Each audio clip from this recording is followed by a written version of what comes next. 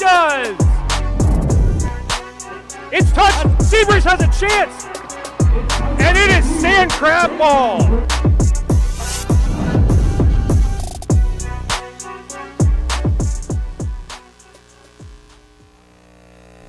Seabreeze High School football in Volusia County is brought to you by the Daytona Beach Resort, Drone 360, video, photo, and live feeds. For more information, log on to drone360.org. And by Chasing Par 72 of Daytona Beach. For apparel, headwear, and much, much more, log on to www.chasing72.com. For tonight's matchup between the Atlantic Sharks and the Seabreeze Sandcrabs. Hello everyone, I'm Nick Gimbel alongside Chance Tyson for week 3 of high school football, and it's Thursday night lights instead of Friday night lights. And Chance, that last week we saw two teams coming off of a win. This week we see two teams coming off of a loss. Atlantic coming off of a 52-0 loss to Matanzas. Seabreeze coming off of a 26-7 loss versus University. Chance, what does Seabreeze need to do to get back in the win column? Listen, Nick, Seabreeze has got to do a better job on offense. They've got to protect their quarterback, Blake Boda, a little bit more. Threw 7 for 14 last week, only 50%. He's got to do better. Showed signs of brilliance. Can definitely run the ball a little bit, had 16 yards rushing. And other than that, that offensive line's just got to do a better job. And Blake Boda is going to get the ball here to start quarter number 1. He's going to have the handoff to Amir Brown. He's taken down for a gain of 4. And Chance, Amir Brown needs to have a statement game tonight. Right, Nick, yeah. And Amir Brown had the only rushing touchdown last week, but he's got to do a much better job this week. I think that if we see a better job from that Seabreeze offensive line, we see a much better game out of him.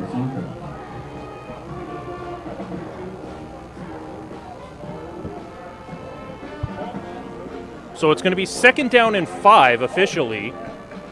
Boda is going to hang on to it, rolls out to his left, a completion there, and a first down for Seabreeze. They're going to pick up all the way to the offensive 30-yard line. That was number 23, Tashad Troutman. Nick, I saw Tashad Troutman in warm-ups catching balls like that, deep balls as well, and I think that they are definitely going to make him a big target in this game. Junior, short guy. I think he's going to get the ball a lot this game. Let's see it happen. So that is Seabreeze's first down of the night. First down and 10 at the offensive 30-yard line. Boda, a low snap. The pitch to Amir Brown is complete. Brown has room to the right sideline, picks up a good couple of yards, all the way to about the 23-yard line, a pickup of 7, and Amir Brown is starting to make that statement. Nick, and I think that now that they have shown a little bit more versatility on offense as far as running the balls. We only saw handoffs last week. That is the first pitch play we've seen in the season. So I think that if they get the ball outside to him and Seabreeze can get moved for blocking more, Amir Brown will do phenomenal. Amir Brown had the only touchdown for Seabreeze last week in that 26-7 loss to University. Boda, no-look pitch to Troutman. He's got room to the left sideline. What a play from the sophomore quarterback. Tashad Troutman, and Seabreeze is on the board early. Nick, shades of Mahomes. Oh, my goodness. That little fullback pitch there. Technically, though, running back / wide receiver. That is the kind of brilliance we saw from Boda last week that we definitely needed to see this week. Oh, my goodness, what a play. The blocking was phenomenal. Run up field, 23 held his head down and pretty much just waltzed into the end zone. Great blocking downfield as well. Allowed Troutman to get to the left sideline and eventually into the end zone. Max Shoemento, the Shoe, was 1 for 1 on PATs, 0 for 1 on field goals last week versus University. And the right foot will send this with authority through the uprights, all the way almost underneath the scoreboard. And Chance, just over a minute and a half into this game, Seabreeze is up 7-0. Nick, I think this is where Seabreeze was looking to make a statement after that loss last week. I think now, though, what's going to really seal this is that defense steps up. Last week, Perry Williams and J.J. Kelly, along with Demetri Campbell, were the 3 talking points on defense. All of them had 6 tackles. Perry Williams had 7 tackles. The other 2 had 6, and they had no interceptions. So I really think that if they can work better in the secondary this week, that is what will help propel them to a win tonight. So the Seabreeze offense is already off to a better start than last week. They only had 87 total yards against University, but the defense gave up 19 straight points against University last week and gave up a total of 471 yards to the Titans. Right, Nick, and that's what I said, is that secondary just gave up so many high-flying balls. They literally would just drop safeties out of coverage and let wide receivers run free, especially their tight ends. I believe the tight ends on their team had most of their touchdowns that entire game. And the new look Sandcrabs are out here in Max Shumento. Look at these uniforms. The powder blue. The Booster Club had a phenomenal fundraising event, got some amazing powder blue uniforms with some white pants with some red striping, and Shumento is going to send this one about 55 yards. I thought the fair catch was called for. Instead, it's going to be handled by the Sharks, and that is number 5, Mason Tandy, who has an opportunity to run it out to the 20-yard line. Alex Smith receiving for the Sharks. 12 yards. So it's going to be first down and 10 for Atlantic, and we will get our first look at John Killingsworth. And again, a battle of sophomore quarterbacks tonight here in Thursday Night Lights. We thank all of you for joining us. For those of you joining us on the normal Seabreeze YouTube live stream, but we would also like to welcome the viewers watching Seabreeze football on the statewide live stream of VSN, the Varsity Sports Network. Atlantic moving right to left across the field here to start quarter number 1 in their road white tops, black pants, and champagne golden helmets. Killingsworth directing traffic in the pocket. And Nick, this offense looks really small here. I think we're going to see a lot of blitzing from Seabreeze tonight. And just like that, the first play for the defense, a sack on the blitz. I think they're going to give that sack to number 34, who I do not have a number for on the roster. Stephen Taylor breaching the backfield for the quarterback sack. Nick, I'm not seeing a 32 on the sideline, so that very well could be DeMarco Nelson. And it is going to be second down and a bus ride for Atlantic's second play of this drive. Brings up 2nd and 21 for the Sharks. 2nd and 21 officially as they trail 7-0 to the Seabreeze Sandcrabs. I believe we're going to see a timeout here, Nick. Timeout Seabreeze. And it will be a timeout called by Seabreeze. Correction. Timeout Atlantic. And now they're going to call it timeout Atlantic. They didn't like what they saw. The coaching staff didn't like what they saw from their offense. All of this with 9:26. Opportunity to thank some of our sponsors this evening. Abaco Windows. And as we take a look here at this cotton candy sunset here in Daytona Beach, Florida, beautiful pink and purple skies. Chance, it's about 68, 70 degrees out. You can't ask for a better night of football here on a Thursday night. Nick, this is what I love to call football weather. Woke up this morning so excited to be here to call the game, and just this same thing, these cotton candy skies and the sunrise this morning. It's been a beautiful day, and I am really excited to be here, especially in this cool weather outside here in Daytona Beach. So it's second down and 21 for the Atlantic Sharks, as the sophomore quarterback is going to take that high snap. Not a lot of motion from his blockers. Gets it away, and it's tipped. It was almost intercepted and almost a sack and almost a safety. But Killingsworth is able to get that pass off, and because it was tipped, it is not intentionally grounded. So third down and 21, and not a lot of motion. Atlantic is not looking quick off the ball like Seabreeze D-line is. Right, no, and I think that is just because of the impression that this Seabreeze D-line and their linebacker core is leaving on this Atlantic offensive line. I think that they are not necessarily scared, but under a lot of pressure, and I believe that they all got hard counted there. I think that's what was happening, and that's why when you saw the ball snap, they didn't move. Almost a neutral zone infraction by Seabreeze, but the snap didn't happen. All of this with 9:20 left in quarter number 1. Finally, that snap is completed. Killingsworth through the air to the right sideline. Is it picked off or completed? Seabreeze is going to have it on the interception. Seabreeze has the ball. That was Eli Campbell, Nick, just who we needed to step up tonight. He's a sophomore, played great in the secondary right there, double covered the wide receiver, and he just threw a ball into too much coverage. They'll take over first and 10. And a great job by Eli Brown. He was set up in between the hash marks in the middle of the field. He read Killingsworth's body motion, moved over to his left side of the field, got some double coverage on that receiver, snatched that ball right out of the air, and it's 1st and 10 the other way for Seabreeze.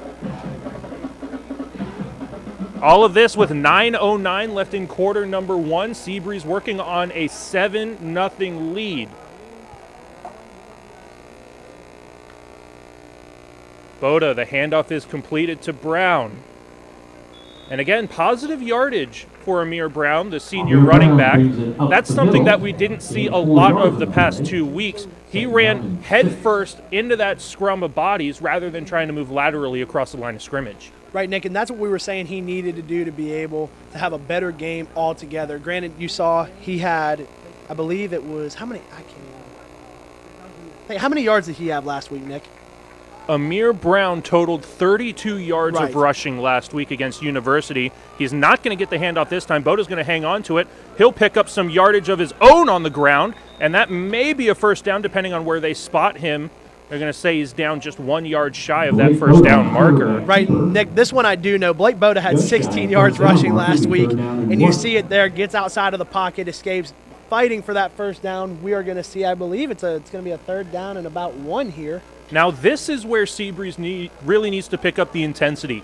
They are 1 for 16 on 3rd downs throughout the first 2 games. 1 for 9 versus Deltona, and 0 for 7 on 3rd downs against University. Amir Brown is going to change that right now. He's going to get the first down and more. Amir Brown, the player we said needed to have a statement kind of game, makes a statement, gives Seabreeze a 14-0 lead. Nick, that offensive line is doing just as we said it needed to do. Great blocking there. He split his gaps, read his holes perfectly, ran it up through, and walked into the end zone. And again, that 14-0 lead is all dependent on the right leg of the shoe with 7:50 left in quarter number 1. Less than halfway through the opening quarter of this game. And not only is Seabreeze looking good in these new uniforms, they're playing pretty darn good tonight. Absolutely, Nick. It has been great to see out of Seabreeze, I must say, after coming off of that loss last week. It was very disappointing to see just the entire offense almost crumble, and the defense as well. And again, the right foot of Shumento is now 2 for 2 on his PATs. 7:50 left in quarter number 1, a 14-0 lead for the Seabreeze Sandcrabs. And that's exactly what Pat Brown wanted to see out of these Sandcrabs. Nick, I actually just noticed something. I don't know if we have a shot of it or not, but there's a number 55 behind the goalpost who's been retrieving the field goals, and that's going to be offensive line senior Tristan Brooks. I'm very curious as to why he's out tonight, because this is definitely a statement game where he should be in.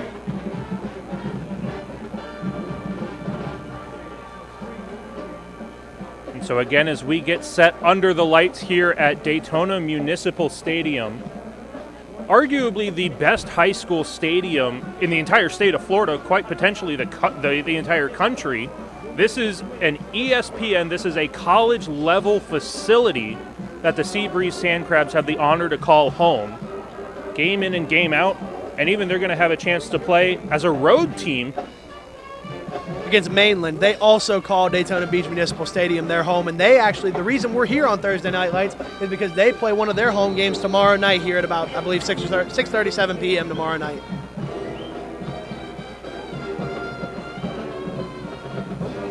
And Shumento is going to send this away through the back of the end zone for a touchback for Atlantic to take over. Now, to me, what I've noticed as the crowd starts to fill in on both sides of the stadium, the past 2 weeks, of course, with the virus still a thing, with Phase 3 becoming in effect as of last week for the state of Florida, that student section, while socially distanced, was still rocking out underneath us here in the bleachers, and on a Thursday night atmosphere, it's just not there for Seabreeze tonight, unfortunately. Right, no, Nick, and that's because everybody's got to be walking through that hallway at 7:25 in the morning. We know what that's like. Well, I mean, technically, I know what it's like. I was homeschooled most of my life, so as I like to tell everybody, I was kept in a box. But but I know you know what it's like, and you know what it's like to have a Friday Night Lights and be in the student section. I fortunately had a lot of friends at my local high schools where I'm from, and was fortunate enough to sit in one of those student sections most Friday nights. So having that student section is a definite game changer for Seabreeze. Killingsworth absolutely pummeled as he gets that pass away, and it falls incomplete. That would have been a major pickup for the Sharks. And good to see Killingsworth get up from that kind of hit. He was hit on both sides of him. Nick, and you know who that was? That was Chris Lewis, the junior, who made that sack. Well, almost sack. He had a lot of good plays last week, even in the loss. And now he's playing both sides of the ball. It's impressive. Not a lot of hurry up from this Atlantic offense. Seabreeze defense just kind of standing around waiting for him, all with 7:44 left in quarter number 1. Atlantic trying to get back into this game. They already trail 14-0. The handoff is complete, but immediately snuffed out for possibly a 1-yard gain. Nick, that was Richard Ballard that we saw swallowed up right there in the hole. He tried to get through his gaps, but that offensive line for Atlantic just cannot handle this Seabreeze defense. Brought down by a cadaver of Sandcrabs. And again, as we bring up 3rd down and 10 for the Sharks, absolutely no hurry up. Killingsworth has to go all the way over to his sideline to get the play and bring it back to the rest of his offense. And something that is, at least in my opinion, I didn't notice it last week, they are actually using the play clocks, but it doesn't look like, or excuse me, now as the play clock hits 0, it will be a delay of game penalty. So tonight's going to be the first night that I've seen that they're using the play clocks. So 3rd down is going to be pushed back to a 3rd down and 15. Well, this is also the first night that we haven't seen any issues with the scoreboard as well. Right. A proud sponsor of yours. I think adding that play clock into this, though, gives a lot of pressure to that offense because every team who's played in here before, and I think Boda now more has a sense of urgency on offense to get the snap off and get the ball moving. Killingsworth with 2 options on either side of him, plus 1 in the backfield. Soft snap. And Killingsworth through the air. He's got a man open, and it's through the hands of number 6, Alex Smith. He was behind the Seabreeze defense and just couldn't rein that ball in. Nick, I'm really surprised we didn't see a chop block penalty on number 51. I think that he really just dropped to his knees and let that entire Seabreeze D-line trip over him. Great outside look, though, by the quarterback. Rolled outside and got it to his receiver on the run if the receiver would have just had a little bit of better vision in hands. So on 4th down and 15, Atlantic is going to kick this away. And it looks like it's going to be, if I'm reading that correctly, on the Seabreeze uniform, number 3, Perry Williams. As this punt is going to go haywire to the right sideline and takes an unfortunate bounce for Atlantic. And it's finally going to be grounded. Punt takes a Seabreeze bounce. Right at about the 23-yard line, so Seabreeze already with a 14-0 lead in fantastic field position. Nick, if they keep giving Seabreeze this field position, they're going to pick the defense apart and score all night long. They have got to do a better job on special teams. All of this comes with 6:33 left in quarter number 1. And Seabreeze will take over after that unfortunate punt from the Sharks. Nick, I must say I'm excited to see what this offense has in store after the Pat Mahomes-style play on the last drive.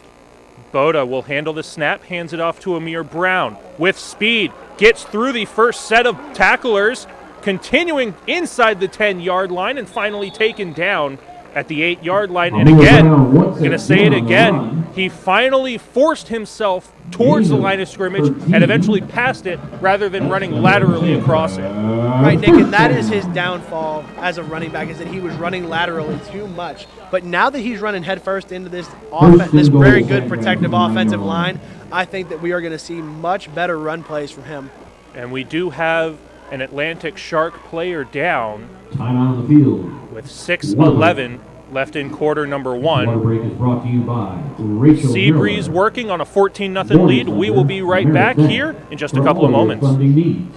A proud sponsor of your Seabreeze Sandcrabs.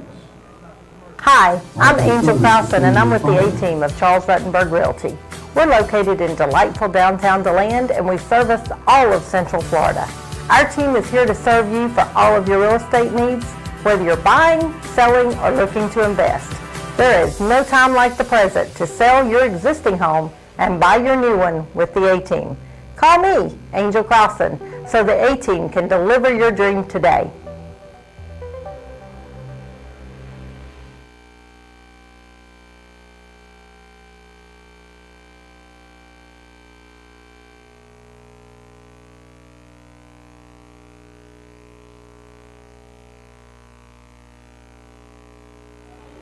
Welcome back to Thursday Night Lights here at Daytona Municipal Stadium. Seabreeze working on a 14-0 lead against the Atlantic High School Sharks, and it's first down and goal for the home team.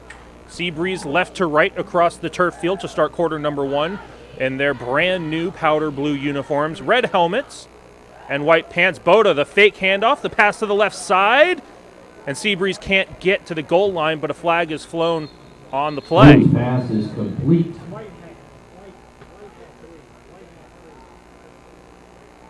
And we will see what the officiating staff has to say about that pass completion from Blake Boda. Once again, all of this with 5:54 left in quarter number 1.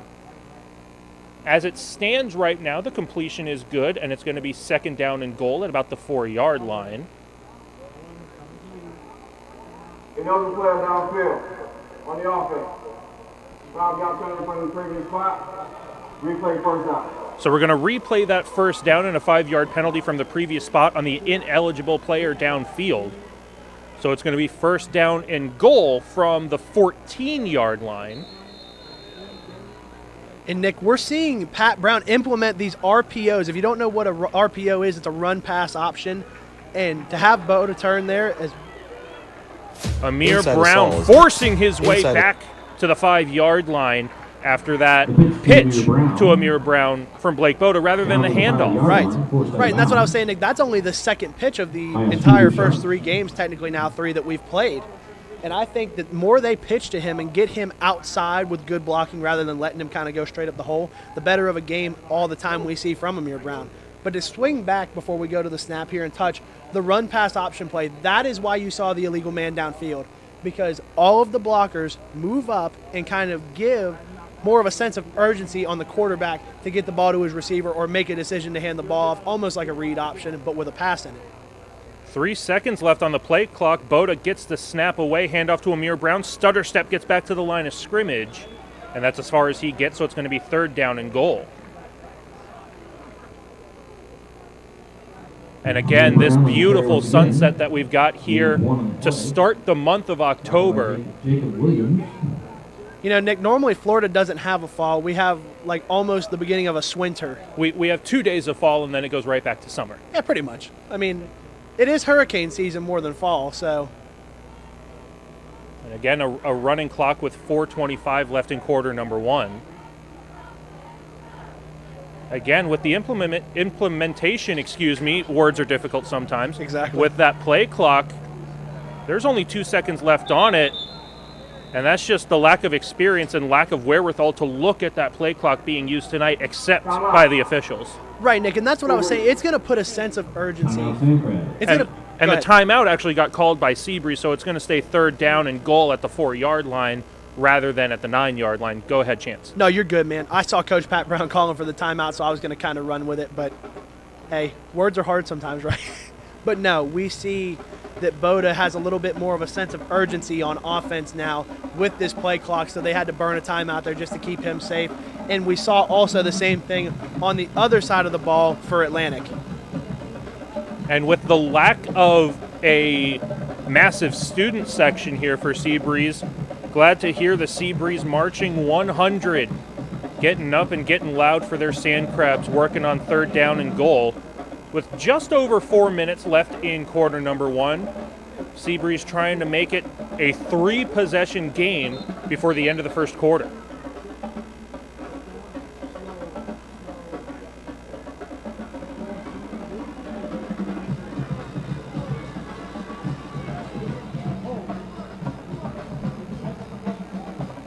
Seabreeze faces 3rd and goal from the 4-yard line.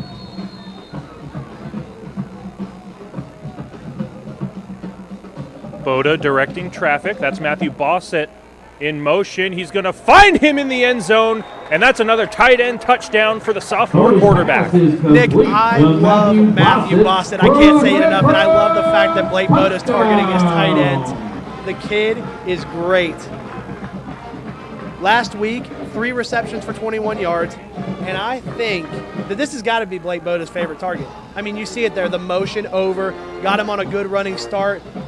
Other receivers come up, block up the secondary, and get Bossett open for a Seabreeze touchdown.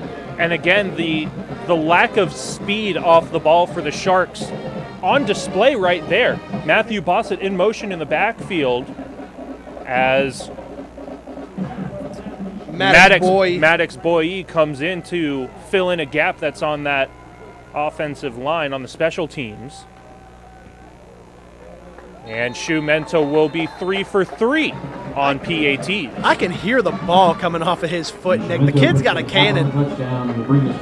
So 21-0 lead for the Seabreeze Sandcrabs with 4 minutes and 3 seconds left here in quarter number 1, and quite the turnaround from 6 days ago. Right, Nick, especially when you give up 471 yards on defense. I mean, this is a complete turnaround. The defense looks great. The offense is firing on all cylinders. And this has just been a complete sand crab team. I'll tell you what, Nick, Atlantic has fallen into the sand trap.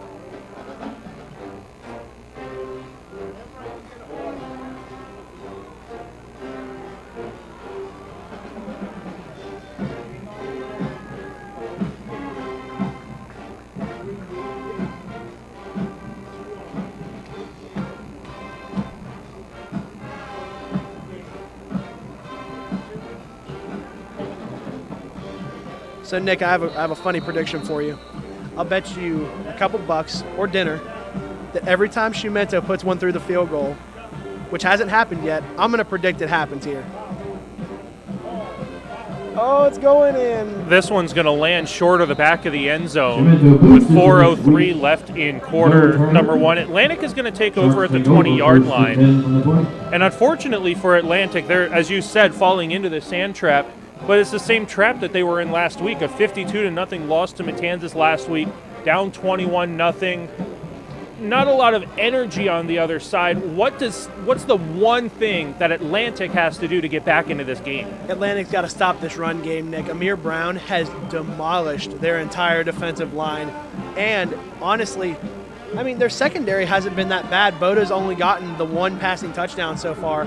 So personally, I think that their secondary is doing okay. It's more need to focus on the rushing game right now. And realistically, Atlantic needs to score on this drive to get back into this game before it gets completely out of hand. We still have 3 quarters to play after the final 4:03 left of this one. Killingsworth will send one in motion. The handoff is complete, and he is taken down in the backfield. Great job by the Sandcrabs again for a tackle for a big loss, and it's going to be 2nd down and about 17. Loss of yards on the play. And unfortunately, Nick, I would give you his name, but we do not have a complete roster here.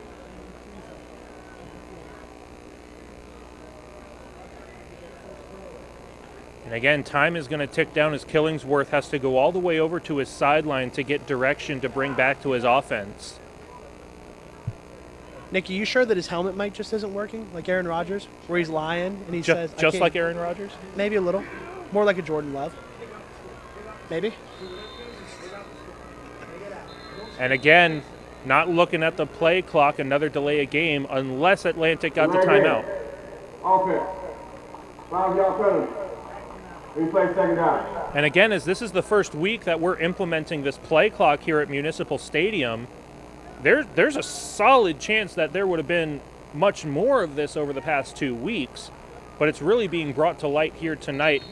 Both teams with multiple delay of game penalties, Seabreeze using up one of their timeouts to not get one of these penalties.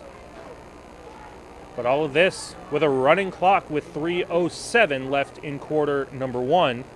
Atlantic backed up to their own 7-yard line on second down in a bus ride. Pass is deflected.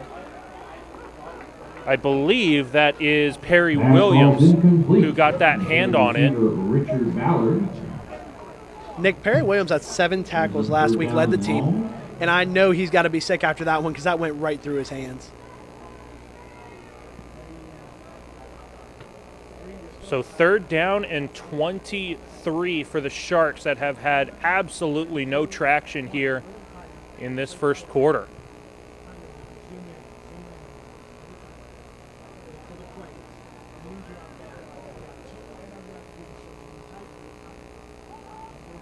Killingsworth looking to his left, sends a long bomb through the air, double coverage, and that pass was too far in front of Alex Smith, who is targeted again on this left sideline, and it's another fourth down and long, bringing out the punt team for the Sharks. Nick, and I will say, Killingsworth does have an arm on him. I think that if his offensive line can do a little bit better job protecting him, like they did that time for the rest of the game here, we could see him use that arm to his advantage.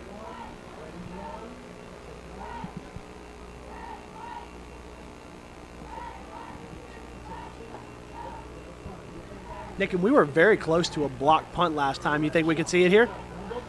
Well, again, like you said, if that O-line or the special teams line is not going to do its job against this very ferocious Seabreeze special teams or D-line, this close to Atlantic's end zone, and we are going to have another delay of game penalty. Offense. Half the distance to the goal. Replay fourth down. And this one is going to bring up half the distance to the goal. So again, as we get closer and closer to that Atlantic end zone, that blocked punt could be more like a pick six almost. That snap is going to go all the way to the back of the end zone. And that punt is not going to get farther than the first down marker. Good spin. That is number 8, Dimitri Campbell, with the spin move to get back to the 20-yard line. And again, Seabreeze has not touched the left side of the field. Nick, no, and that Dimitri Campbell is actually their defensive back who had 6 tackles last week, showing a little bit of his speed and agility there. He was pretty close to a run back. Had that Atlantic defender not chased him down. So first down and 10 from the offensive 20-yard line. And we're going to have a direct snap here. Amir Brown trying to handle that loose ball, and there's a flag on the play. Blake Boda not on the field, and we have a false start on the field. 5-yard penalty. Replay first down. So we're going to see that run game go in full force and directly challenge the ground defense of the Atlantic Sharks.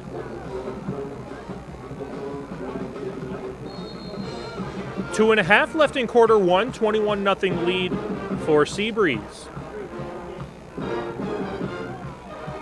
First down and 15, another low snap. Brown gets back to the line of scrimmage and fighting to get back to the original line of scrimmage at the 20-yard line. And it looks like the original line of scrimmage was a 21-yard line rather than the 20. So it's actually going to be 2nd down and 9 rather than 2nd down and 10. Great run by the senior running back.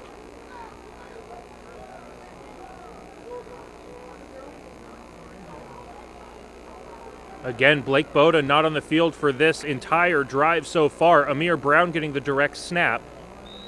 And it looks like it's going to be 3rd down and 5. Seabreeze already much better on 3rd downs this game than the past 2 weeks. And number 28 for Atlantic, that is Noah Anderson, 6'1", 175 defensive back. Absolutely chucked one of the Seabreeze offensive linemen, and that might be a personal foul penalty. There is a flag on the play for that action.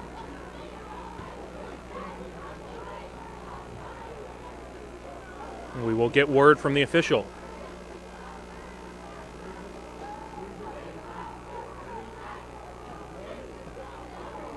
And that is going to bring up... First and 5 on the defense. Counter distance to the goal. Result of the play, first down. So that personal foul penalty is going to be half the distance of the goal and a fresh set of downs. 1st down and goal for Seabreeze on the 8-yard line, threatening to make it a 4-possession game. Boda back in, the lefty rolls out to his right, evading the pressure, hangs on to it, gets back to the 8-yard line before he's pushed out of bounds.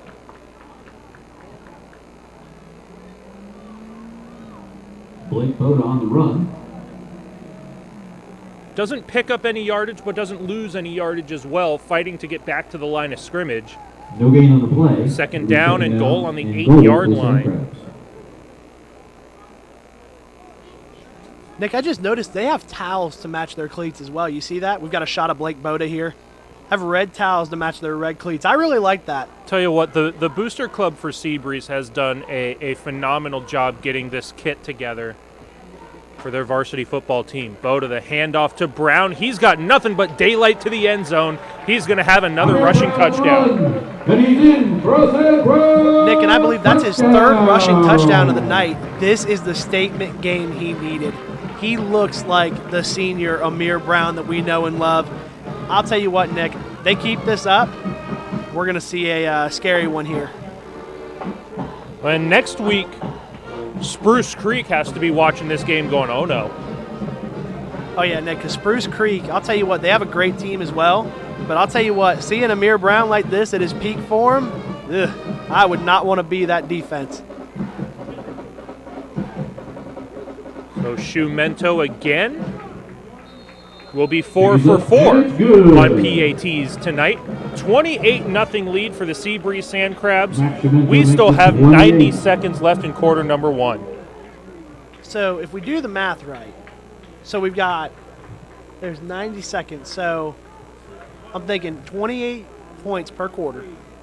So we'll go, that's going to be 16 touchdowns. Can you do quick math? What's 16 times 7? That's numbers. I know. We're not We're not number oriented unless it's rushing yards and pass yards. Amber Carey, Jayla, And interceptions, of course. Jones, Caitlin Dietzig, Olivia Dupree, Faith Lynn, Carly Gunther, Savannah Hayes. So Max Shumento getting a workout tonight on kickoffs and PATs. Katrina Ormanza, Ellie Schultz. We haven't seen him Skylar punting Tan, at all tonight. Riley Thompson and Madison Tiffany. Put your hands together for the Sandcrabs cheerleaders.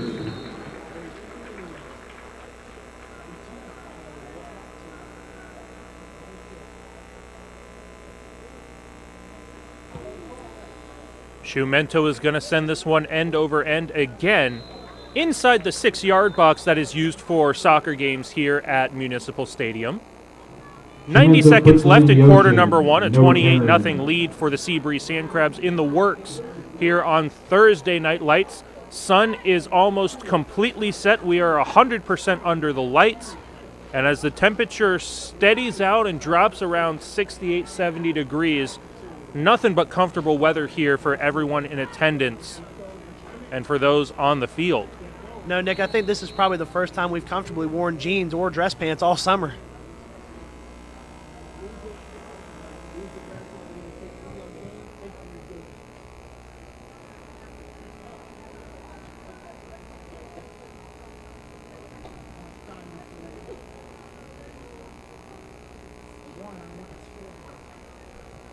First and 10 on the 20-yard line for the Atlantic High School Sharks. One man in motion, cuts upfield as Killingsworth will find him. And Atlantic is going to have their first down of the game. And a big gain on first down brings up first and 10 at about the 37-yard line. And Atlantic showing signs of life. Nick, well designed there. I liked the way he adjusted last time they handed the ball to him. This time got the pass off to him with some decent blocking, almost kind of built like a screen. So I really like that there. I really wish we had his name, but we will refer to him for now as number 18. Looks like that is Nate Davis. Oh, you have it?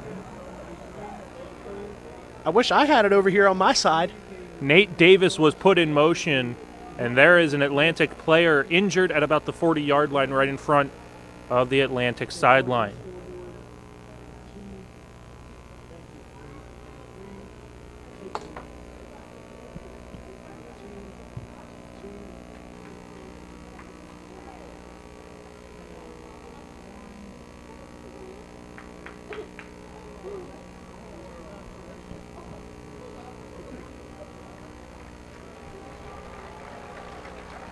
And that is number 18, Nathan Davis, 5 foot, 539-pound wide receiver.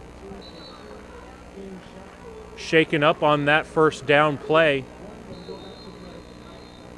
And Atlantic is going to continue their drive at the 37-yard line, starting to encroach for the first time tonight towards Seabreeze territory. Clock will be set in motion with 70 seconds left in quarter number 1. 8 seconds left until we see a delay of game penalty, but third time is the charm. As Killingsworth will get the snap off, the right hand goes through the arms of the defender. It's completed, and Atlantic has another first down, and a flag is flown on the play. Mason Tandy with the completion. Pass is complete to Mason Tandy. Nick, that's going to be a block in the back on the offense there. Clearly, I don't know if you got to see it or not. I know you were following the receiver. That's definitely going to be a block in the back. Andre Willis on the tackle. Block in the back. On the offense. 10-yard penalty from the spot of the foul. Replay first down. So 10 yards from the spot of the foul will bring it back to around the 40-yard line, potentially the 41. It will replay first down. So not necessarily slowing them down, but just kind of... Atlantic actually does pick up 4 to 5 yards on that penalty. They just don't get a first down and into Seabreeze territory.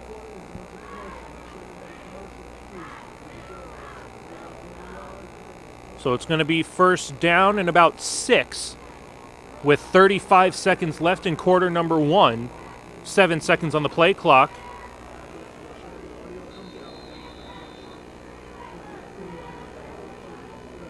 And I believe a timeout has just been called. Atlantic will use another timeout to get away from a delay of game penalty. Still first down and 6 with 27 seconds left in quarter 1. Nick, and I think what happened there was I think they were much further back than they thought.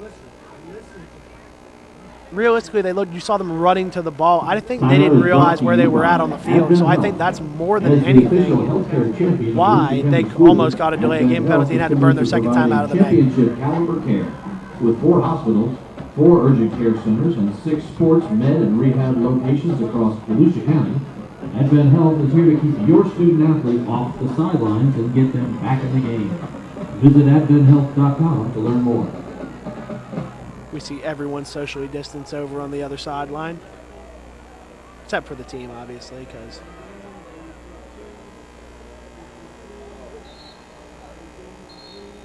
And as the officials direct both teams back to the line of scrimmage, Atlantic is going to have a first down and 6. 27 seconds left. Killingsworth this time hangs on to it. Atlantic has life to the left sideline. They pick up a first down. First time into Seabreeze territory at the 48-yard line. Nick Killingsworth is really quick on his feet. I like that. They are using, that time they used number 12, Isaiah Davenport, as the motion on that play and gave him more of an open hole in the middle because they assumed they were going to go and roll right and get the ball to him. But unfortunately for Seabreeze, they left a wide open gap in the middle and he used his legs. And I believe, yeah, they got them another first down. And so it will be first down and 10 at the Seabreeze 48-yard line for the visiting Atlantic High School Sharks. That's going to bring us to the end of the first quarter. Sandcrabs ahead 28-0. And we will be back for the start of quarter number 2 here shortly. Seabreeze working on a 28-0 lead. Inside us all is an athlete. On the field, the gym, the track, the court. At any age, any activity, injuries happen. If pain is keeping you from being active, turn to Florida Orthopedic Associates. We offer same or next day appointments and walk-in ortho clinics in Orange City and Lake Mary. Using the latest technology and minimally invasive procedures, our experts are uniquely qualified to get you back in the game. For more than 50 years, we have provided orthopedic care in our community. Florida Orthopedic Associates is proud to be the team physicians for Stetson University and other local athletic teams.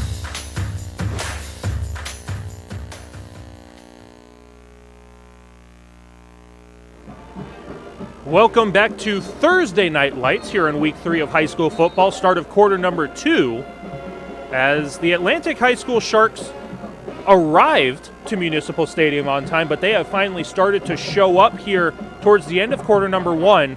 They are in a deep hole trailing to the Seabreeze Sandcrabs 28-0, but this is the first sign of life that we've seen on this decent drive from the Sharks. Right, Nick, that's for sure. Yeah, I really am impressed with what they're doing on offense. Seems to be the same motion every other play, which is kind of, I don't know, not necessarily weird to me, but I don't think we've only seen one handoff from them this game, correct? So they need to implement the running game a little more. And unfortunately for Atlantic, that run game is going to go nowhere except to the ground, possibly a pickup of a yard if the officials are generous, as the Seabreeze defense does its job on first down. Second down and 9 upcoming for the Sharks. So with a fresh set of 12 minutes here in quarter number 2, Atlantic's first time in Seabreeze territory for quarter number 2. Seabreeze will be moving right to left across the field for quarter number 2 in their brand new powder blue uniforms, red helmets, white pants, and white socks. Atlantic Sharks in their road white and black uniform, white tops with the black pants, silver goldish champagne almost helmets, moving in the opposite direction left to right. Killingsworth for Atlantic through the air. We've seen his arm tonight, and this one goes just shy of a completion for the Sharks. And the Atlantic sideline wanted a pass interference penalty there, but they're not going to get one from the men in stripes. Right, no, Nick, I definitely think there should have been at least a defensive holding there, maybe not a pass interference. But I will say that here we see Killingsworth with that arm. That was an accurate, deep throw. And the more they implement his arm in this run game into their game plan, I think the better we see them play. And the more that Killingsworth shows off his arm, we saw it a couple of plays ago before the end of the first quarter. Killingsworth has speed on the ground. So if he opens up the Seabreeze defense with those long passes, whether they're completed or not, as long as they're not intercepted, he's going to open up a couple of more avenues on the ground rather than through the air using his legs. He's going to have, again, 2 options on either side of him, up and down the field. Third down and 9 for the Sharks. Killingsworth forced out of the pocket to the right, looking downfield, sends a completed pass and a first down for Atlantic. Mason Tandy, the reception and the first down for the Sharks. And they are getting closer and closer to that Seabreeze end zone. The defense sleeping here up four touchdowns, I should say, excuse me. Right, Nick, they've got to wake up. That should not happen. We see number 15, Steven Taylor, junior linebacker, get absolutely pancaked right at the line. And I think they were going for a blitz there, and that's more so why the coverage became so open for Killingsworth to use his legs, get outside, and get that pass off. So a fresh set of downs on the offensive 39-yard line for the Atlantic High School Sharks. This is their first drive of the night that has ended up in offensive territory. Killingsworth, there's the speed on the ground, picks up a gain of 5, forcing his way through an array of powder blue uniforms. Nick, I must say I really like the read option setup they have going on there. Absolutely. Where he kind of runs out and then comes back, and you would think he's getting the ball, but just he doesn't. Quarterback takes it, puts it on his own shoulders, and bursts through that offensive line. Well, that offensive line for Atlantic, more so than they were doing in the first quarter, they're doing their job. They're opening up that D-line of Seabreeze and just allowing the C's to part for Killingsworth right down the middle, and he's taking advantage of every opportunity that's given to him right now. Under 10 to go in quarter number 2. Atlantic will receive the second half kickoff. Killingsworth forced to the top of the pocket. Ball comes out. It is a live play. There is a flag on the play, however. Seabreeze falls on top of the loose ball. There is a flag on the play.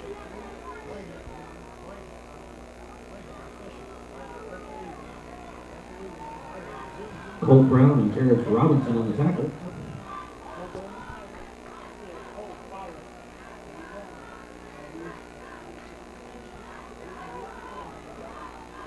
Colt Brown, Nick, on that tackle there. We didn't see much of him last week as we wait for the official's call here.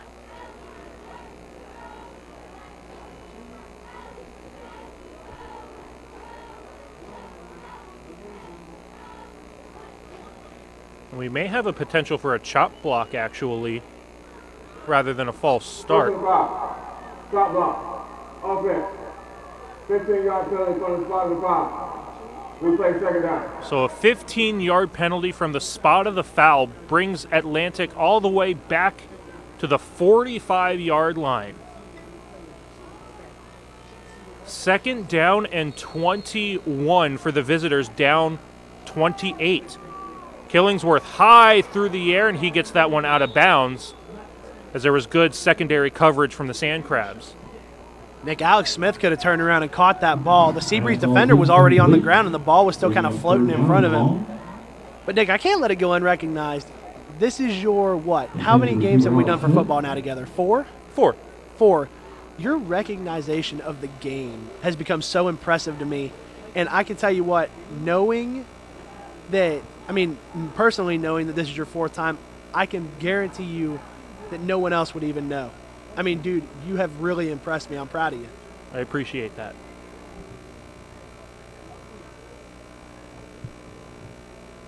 And as we wait for Atlantic,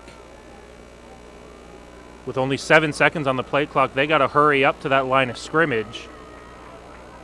Atlantic only has 1 timeout left. Looks like they get the play off, but the ball is loose. Seabreeze trying to fall on top of it. I think Atlantic was able to smother that ball on the ground. Mason Tandy may have gotten back on top of that ball. Brings up 4th down and a bus ride. That was Harold McKay, who was on scene to pick up that loose ball, but instead bounced away from him just in the nick of time for Atlantic to have an opportunity to punt this ball away. That most definitely was a fumble. I don't see how they didn't. There was no delay of game penalty. I don't see how that's not Seabreeze ball from right here. So this punt will go away. Much better punt than previous times. It is touched by Seabreeze. Finally recovered at about the 10-yard line. And it comes to the left sideline. There's multiple flags behind the play. Seabreeze is going to have an avenue all the way down the left sideline. And he will not be taken down. But it will come back. Obviously a blindside block there. No point and no purpose for that hit, which is going to bring Seabreeze all the way back, if not another punt. Pretty much going to be right to about the 35-yard line as I see it.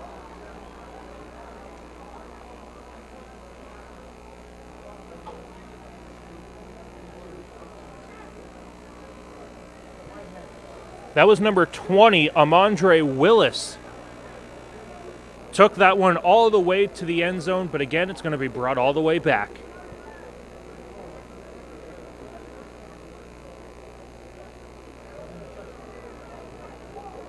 Just no purpose to that hit, Nick. That's really disappointing. Wide open avenue. I looked at you the second he caught that ball and kind of just pointed downfield because I could see he had a clear and wide open alley all the way down the field. Honestly, we could see our first ejection of the game here. That was not a clean hit whatsoever. And as soon as contact was made, there were enough flags on the field that the high school color guard didn't have to come out during halftime. Plenty of flags on the field all at one time. First and 5. Blindside block. On the return team. Half the distance to the goal. First down. So it's going to be first down and 10 from their own 10-yard line. So 90 yards worth of run game for Amandre Willis, taken away by an unnecessary collision. Seabreeze, however, working on a 28-0 lead. Boda through the air, has a receiver on the near side, and it's completed. Trevon Phillips got up and made that reception.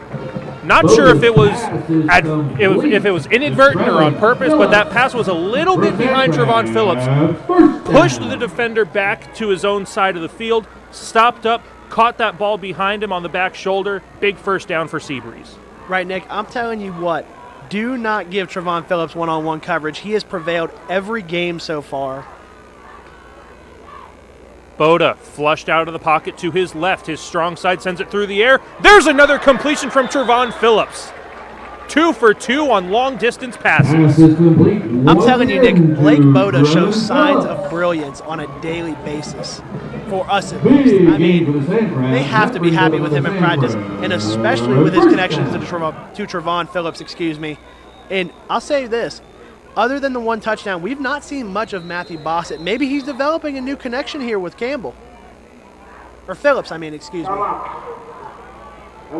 And Atlantic will use their final timeout of the first half, trailing 28-0 after 2 plays that picked up probably 50, 60 yards of gain for the Seabreeze Sandcrabs. Taking care of all of your sports-related injuries to keep you moving in the right direction. Also by Chimento, Dwyer, Hurdle, and Grant. And once again, I have to comment on the new look Seabreeze Sandcrabs. The Booster Club, a phenomenal job getting these new uniforms out to this varsity team. This is the first Seabreeze High School varsity football team that has 2 uniforms, as opposed to just their traditional all-red look. This is their first time in this color of that powder blue, and it looks amazing. Hey, I will say it does look amazing, Nick. And almost like, when you see the samples on social media and stuff like that of the alternative jerseys where you see the Ravens as almost instead of a purple and black, like one of their alternative colors, this is exactly what it is. They've totally flipped the script, and I love it. Still 7.5 to go in the first half. Boda, the handoff to Amir Brown. Again, running laterally, doesn't get back to the line of scrimmage. It's a tackle for a loss by Atlantic, getting some signs of life in their defense. Amir Brown on the carry. And here he is again, running laterally. He's done so good throughout the first quarter, and even part of the second now. Why is he running left to right? He needs to run upfield. Well, and it's a great job by the Atlantic defenders to stay with him and track his speed laterally. Doesn't really have an avenue to get upfield as Boda evades pressure out of the pocket. He had Matthew Bossett wide open, but on the run, he just couldn't elevate that ball enough. Instead, it goes incomplete for a 3rd down and 13. And if he would have looked just a little bit deeper, you would have seen Tashawn Gallery, sophomore to sophomore potential touchdown there. He was standing in the end zone wide open. I think that's who Boda wanted, but saw his favorite tight end, Matthew Bossett, there and just tried to get it to him short so that they get in the end zone. Well, we saw Seabreeze D-line fall asleep a little bit. Now we're seeing a little bit of the Seabreeze O-line falling asleep a little bit, as there is a poor snap and not a lot of blocking. Blake Boda had nothing to do except fall on that loose ball. Nick, there should have been an offsides penalty on Atlantic. He was clearly across the line of scrimmage before the ball was snapped. And I think that's another downfall of this Seabreeze offense is that they have not snapped the ball well. Their center is just struggling and has done it for all 3 games that we've been here for. And that brings up 4th down and long, and we are going to get exactly what we want to see, a long field goal attempt from Mac Chumento. This is going to be, a 48-yard field goal attempt here? Pretty close to it. And this is going to be a low kick. May not have been, snap may have been a little bit off. It may have been blocked. Score remains 28-0. So it remains 28-0 with 6:04, and Atlantic is going to get possession at about the 31-yard line. I saw Shumento taking some kicks and some reps during pregame and during warm-up. Made a couple of solid kicks from about 42, 43 yards, but, I mean, up by 4 touchdowns, why not give the junior a shot from distance? Right, absolutely not. What's the harm at this point? You're still putting them back on their own 20. And I think that, or no, I'm sorry, not their own 20, their own probably 31 there. It's putting them on their own 31. I mean, there's no...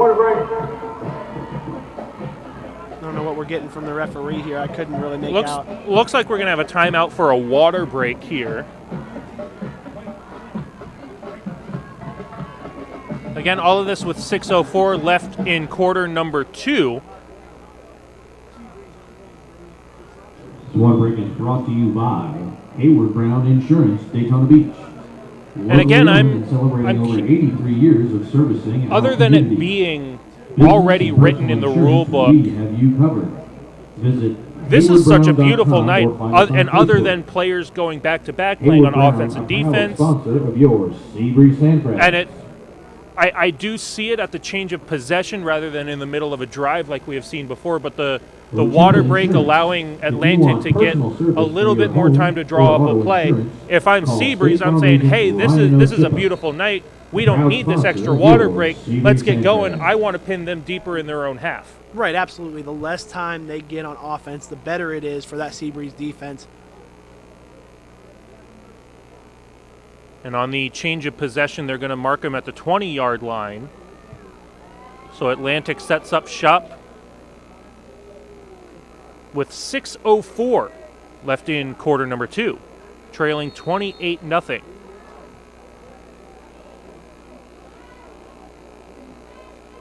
Again, Killingsworth sends one in motion. The righty launching one downfield, fluttering. It's picked off. Pass is intercepted. Seabreeze is going to go back the other direction after just one single play. That is number 10, Eli Campbell, coming over in secondary coverage, gives the Sandcrabs possession, runs it back for beautiful field position at about the 15-yard line. Right, great coverage from him there. Waited and waited and waited for Killingsworth to get that ball out of his hands. I think that right there he kind of knew he was going deep, and you see they still use that motion man to kind of try and distract the Seabreeze defense, but in reality not getting to them at all. They were reading them like a book. So right at the 15-yard line, it'll be 1st and 10 for the Seabreeze Sandcrabs, already up by 4 touchdowns. I want to see Trevon Phillips get his touchdown here. I need a sophomore-to-sophomore connection tonight. Trevon Phillips set up on the left side. Boda is going to hand it off to Amir Brown, and he's going to run it all the way in for a touchdown. All it took was one play for the Sandcrabs to go up 34-0, 35-0, barring a PAT from Max Shumento. That is Amir Brown's 4th rushing touchdown of the night. Nick, I got to say, he's impressive tonight.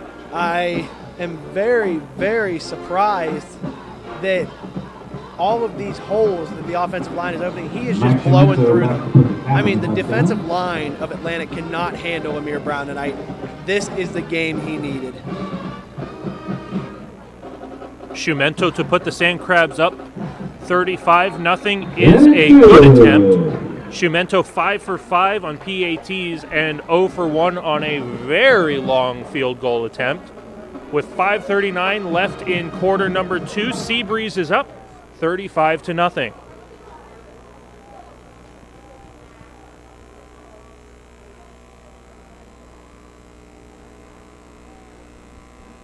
Advent Health is here for you and with you during every touchdown, every timeout, and every season to support you physically, mentally, and spiritually in this game called life. Advent Health is on your team. They're your biggest fan, and they're here to help you feel whole. Advent Health is a proud supporter of Volusia County Schools athletics. Visit adventhealth.com to learn more.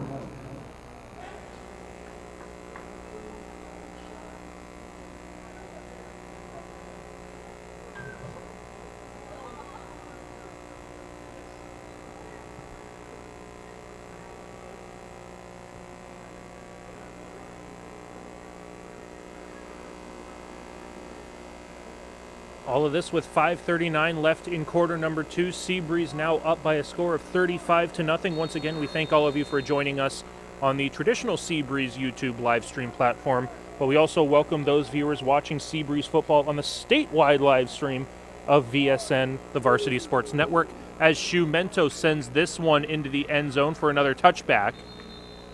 Shumento sends it through the end zone. And Atlantic will take over, trying to get some spark of life here, down by 5 touchdowns. Nick, they've shown signs of hope. That's what really gets me, is that they were at a point where they were constantly, like you said, averaging 5 or 6 yards on each way, moving the ball past the Sandcrab 50. But I really think that this offense has got to start clicking. It seems almost they're just not connected tonight. And I think that is more of the woes they're going to face facing this really connected Sandcrab defense. And the other thing I noticed from them, this thing that they're doing where they run up to the ball and sit down instead of just getting on the line, getting comfortable and doing that, I don't see, I mean, you see them jog up here, like I don't see the point here to having them stand all the way that far back. Like, get them back, get them on the line. They're high school players. This isn't, the next level.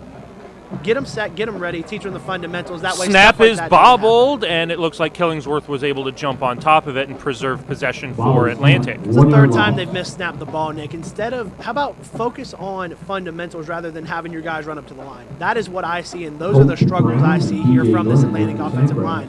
And yet again, they go all the way back. Realistically, you're about to run the same exact play that you just ran, even though you bobbled it.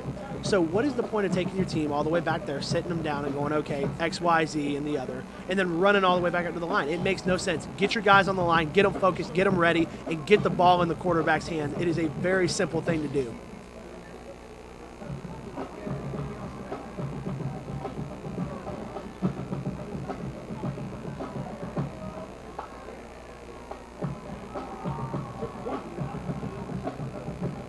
Killingsworth looking to his right. Pass is deflected. It went through the hands.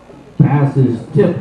One of his receivers. Receiver Alex Smith. No Sandcrab defender was in the premises to intercept that deflected pass. So it will be 3rd down and 12 for Atlantic.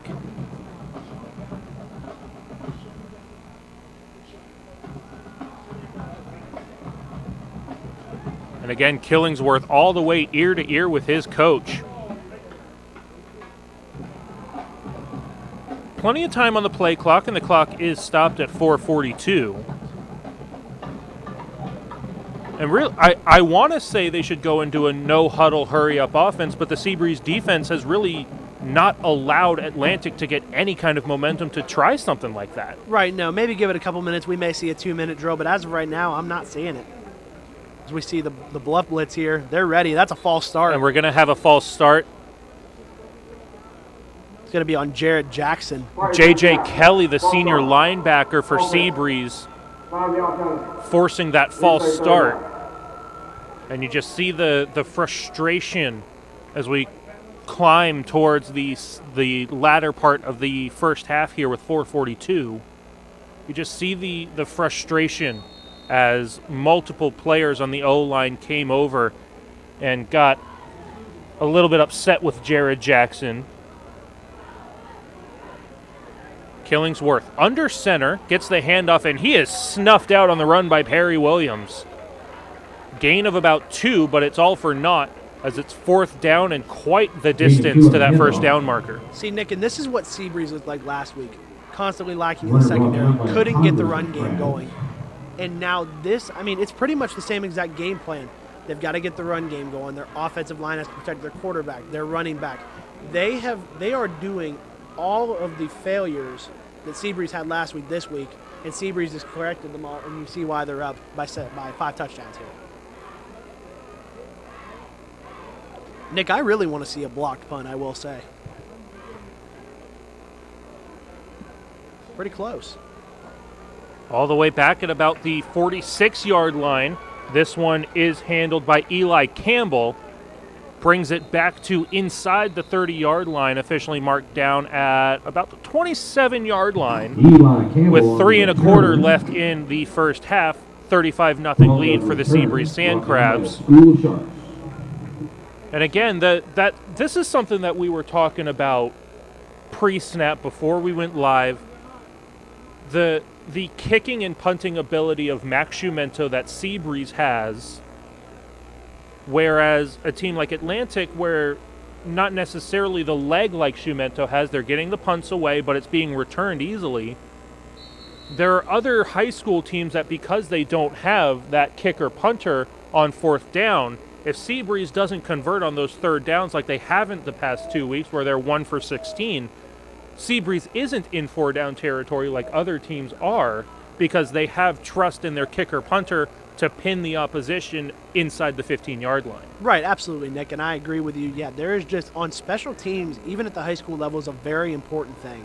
And I think that the more, as we see a delay a game here for the 6th time tonight, I think that as long as they are able, so we hear the delay a game call there, but as long as they're able to get their punts off and out, especially with Max Schumento, we won't see them in 4th down territory. First down and 15 off of that delay a game penalty. Boda flushed out of the pocket, has room to run right through the middle and then out of bounds over the right sideline. Picks up about 13 yards on the carry, brings up 2nd down and about 3. Right, Nick, and that's a great, almost ball carrier vision by Boda there to see his offensive lineman and say, okay, I'm going to run a little bit right, get ready for that block. Great blocking there. And I still want to see that sophomore-to-sophomore connection. I really like his connection with Bossett, but I want to see Trevon Phillips get himself a touchdown tonight. Seabreeze is going to use their 2nd timeout of this first half with 3:21 left here in quarter number 2. Seabreeze is working on a 35-0 lead against the Atlantic High School Sharks here on Thursday Night Lights.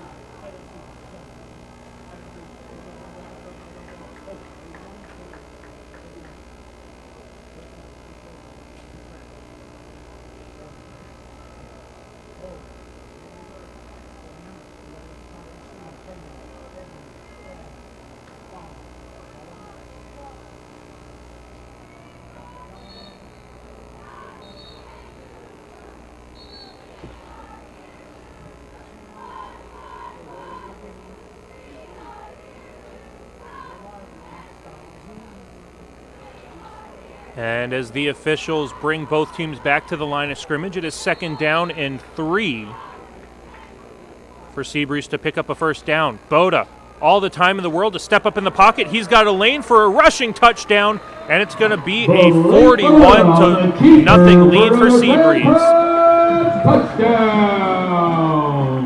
That is Boda's first rushing touchdown of the night, trying to catch up to Amir Brown's total of 4.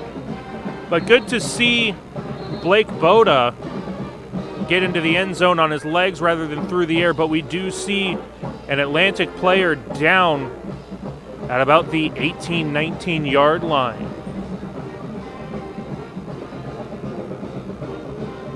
We will try to make out a number for you. All of this with 3:10 left in quarter number 2.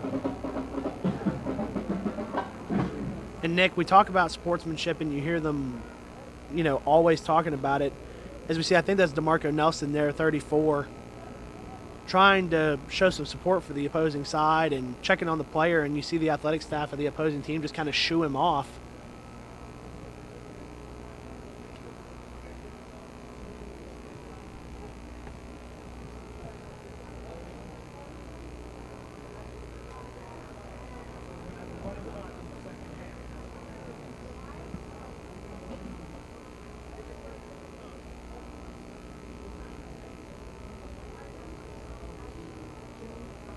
And it looks like that Atlantic player is going to make his way to his feet. Let's give the injured Shark a big round of applause. Looks like that might be a 59 on the back of that uniform, Caesar McCoy. That is going to be making an early exit for the Sharks. Good to see him walking off to the sidelines under his own power, escorted by members of training and coaching staff, as Max Schumento will try to make it 6 for 6 on PATs.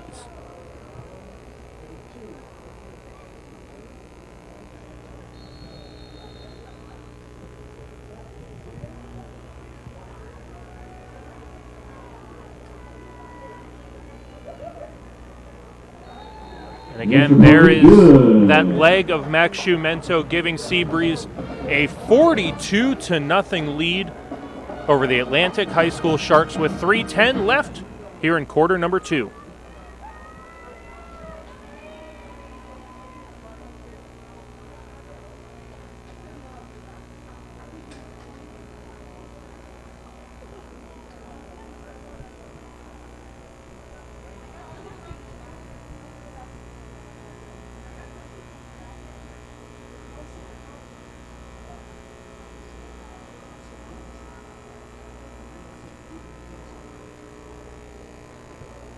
Once again, as Seabreeze works on a 42-0 lead, we will once again thank those of you for joining us here on the not only the traditional Seabreeze YouTube live stream, but also those of you joining us and those viewers watching on the watching Seabreeze football, on the statewide live stream of VSN, the Varsity Sports Network.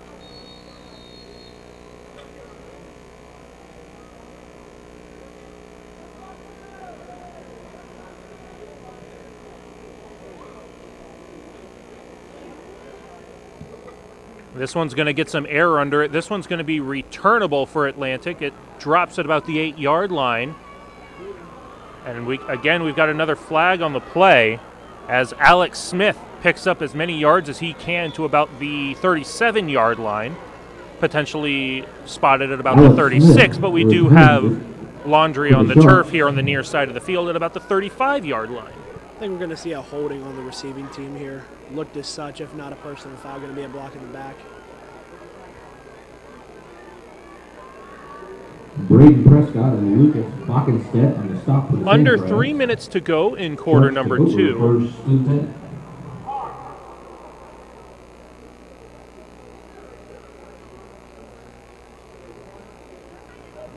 Blocking back. On the return team. 10-yard penalty from the starting side. First down.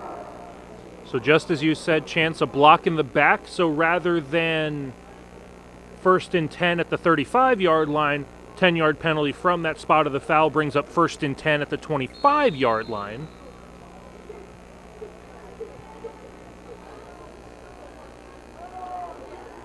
And the handoff is completed, but it's snuffed out immediately by Seabreeze. And something that we don't see a lot of other high school quarterbacks doing, Killingsworth taking that snap under center. And again, a sophomore quarterback doing that. I like to see that, give his running back a little bit more room to run up to that ball, get some speed downhill into that offensive line of his. Right, Nick. Yeah, I totally agree. That is one thing we don't see often and probably something that should be implemented a little bit more.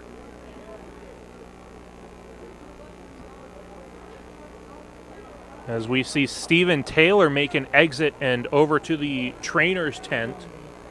So for the time being, Stephen Taylor out for the Seabreeze Sandcrab defense with 2:10 left in quarter number 2. Second down and 9 for the visiting Atlantic High School Sharks.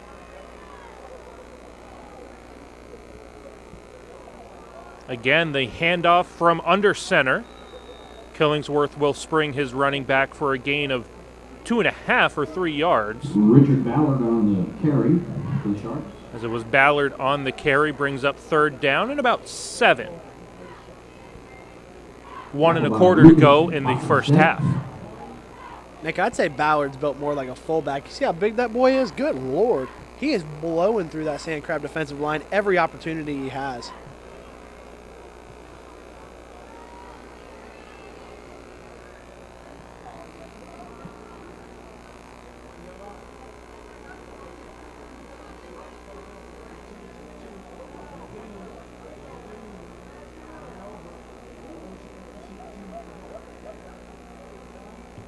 And Atlantic will get set on the ball at about the 28-yard line. Third down and about 7. And Atlantic is just going to keep the ball on the ground and bring out the punt team on fourth down and no gain on that third down play. Richard Ballard again on the carry. So with 45 on a running clock here in quarter number 2, Atlantic may just be in 4-down territory and heave this one downfield. B.J. Glenn. Atlantic will get the ball to start quarter number 3 in the second half. as Seabreeze received the opening kickoff and put up 7 shortly after that, followed by 5 more touchdowns, bringing us to 42-0. I think we're going to go directly into halftime. And so we will not have a final play, as the clock will bleed down.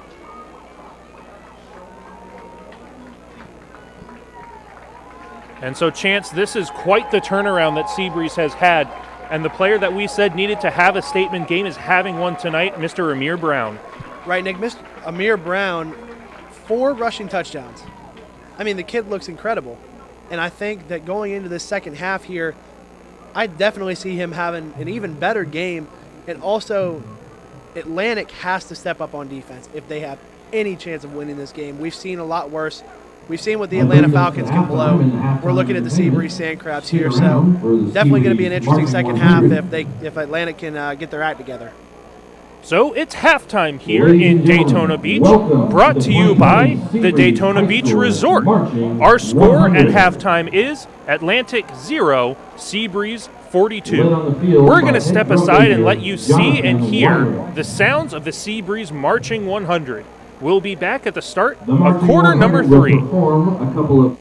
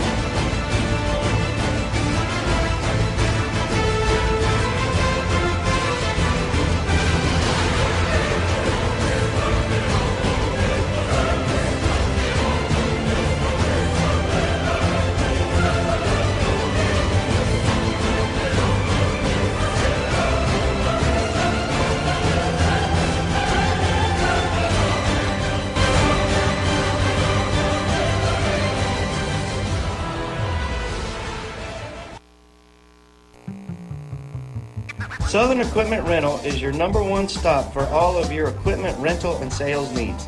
Conveniently located in DeLand and Norman Beach, Florida, we offer construction equipment for rent and sale. Our factory-trained and certified technicians are available to help you choose the right equipment that best fits your needs. Whether you're looking for a wood chipper, a ditch witch, bobcat, or any other type of equipment, we can help. Call us today to learn more.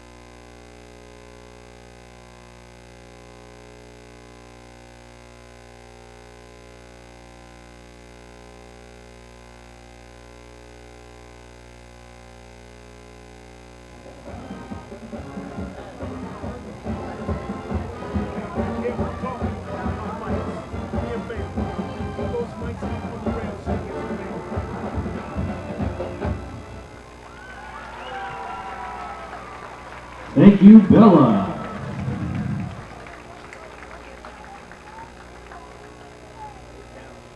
We continue tonight's performance by bringing forward one of our trumpet players as she performs to another Saturday Night Fever favorite.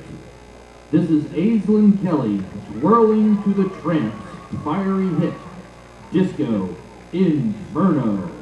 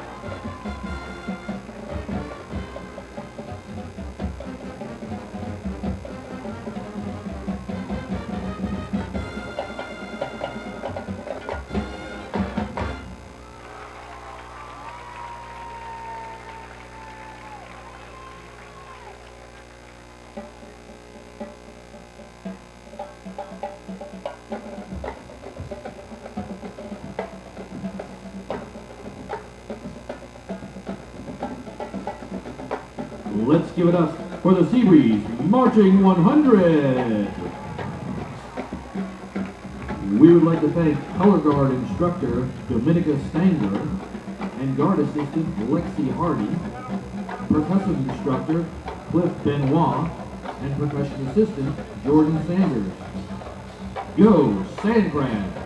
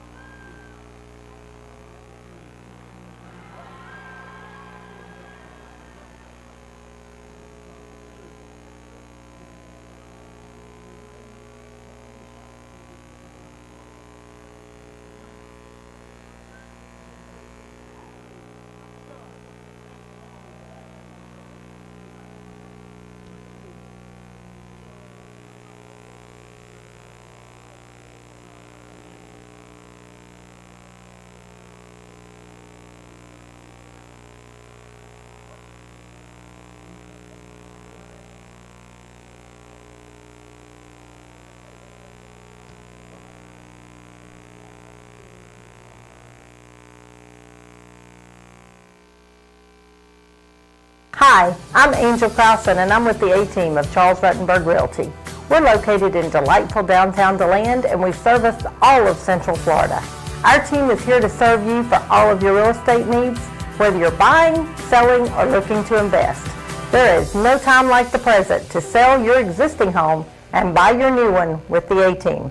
Call me, Angel Crowson, so the A-Team can deliver your dream today.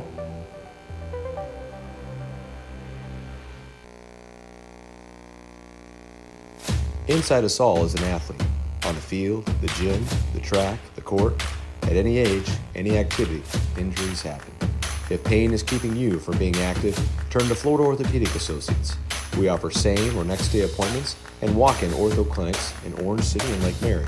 Using the latest technology and minimally invasive procedures, our experts are uniquely qualified to get you back in the game. For more than 50 years, we have provided orthopedic care in our community. Florida Orthopedic Associates is proud to be the team physicians for Stetson University and other local athletic teams.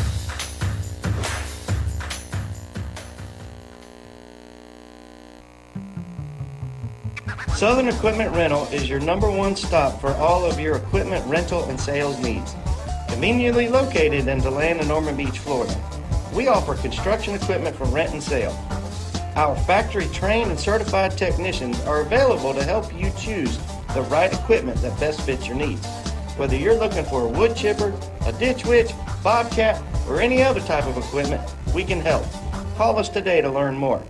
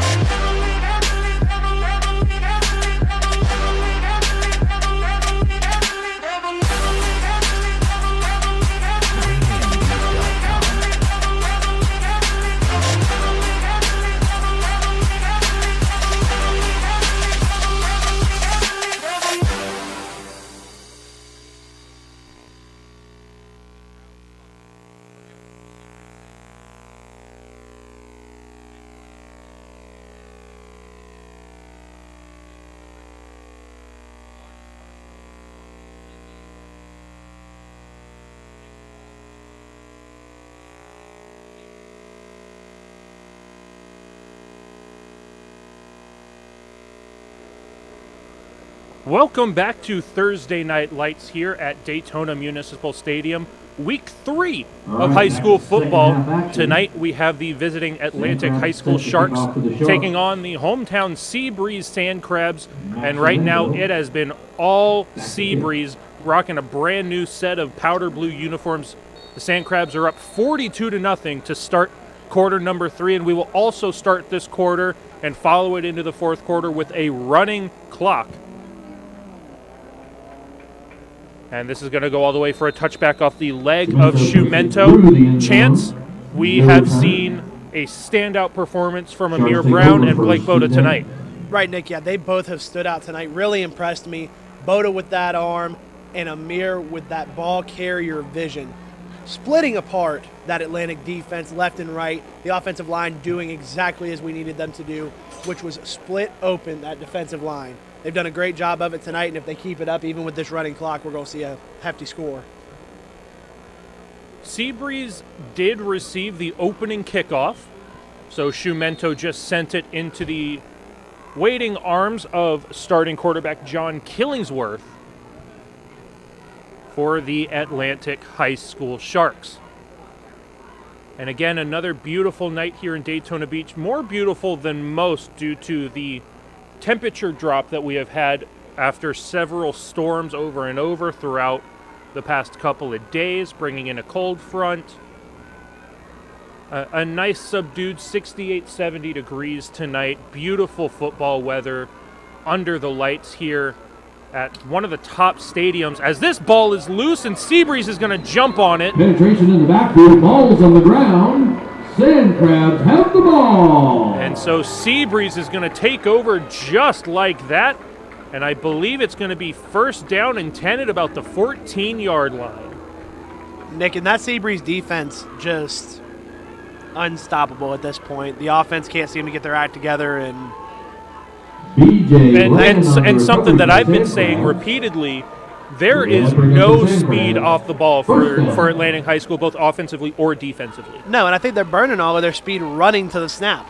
I've spoke on that before. That is their issue. They're running and burning all of their energy going from a huddle, running from 5 or 6 yards back, running to the ball. What's the point?